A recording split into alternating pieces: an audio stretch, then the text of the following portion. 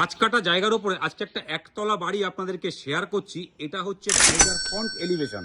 আর বাড়ির সামনে এতটা স্পেস আপনারা পাচ্ছেন, যেটা আপনারা চাইলে গার্ডেন কিংবা 3-4টে গাড়ি অনায়াসে এই জায়গাতে আপনারা পার্কিং করতে পারবেন। আর এটা হচ্ছে বাড়ির এন্ট্রি গেট। বাড়ির সামনে 12 ফুটের চওড়া পিচের রাস্তা। বাড়ির এই জায়গাটাতে পুরোটাই টাইলস করা আছে, মানে উঠোনটা।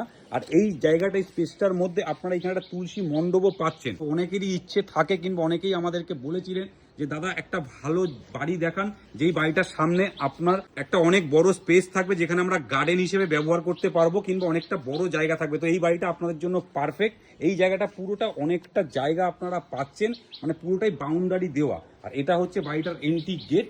গেট থেকে বেরোলেই হচ্ছে বাড়িতে পিচ রাস্তা। প্রত্যেক দিকে মিনিমাম 4 থেকে 5 ফুট করে ছাড় দেওয়া রয়েছে। এই যে দেখতে পাচ্ছেন বাড়ির সমস্ত দিকে মোটামুটি 4 ফুট 5 ফুট করে ছাড় দেওয়া রয়েছে।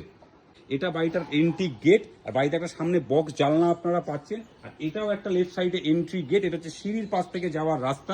আরেকটা জিনিস আপনাদেরকে দেখাচ্ছি, এই যে বাড়িটা পাশে রয়েছে এটার সাথে এই বাড়িটা ছাড় দেওয়া আছে, কিন্তু এটা চাইলে আপনারা এই বাড়িটার হাফ পোর্শনটা নিয়ে নিতে পারবেন, কারণ এটা ওনাদের জমির মধ্যে আছে।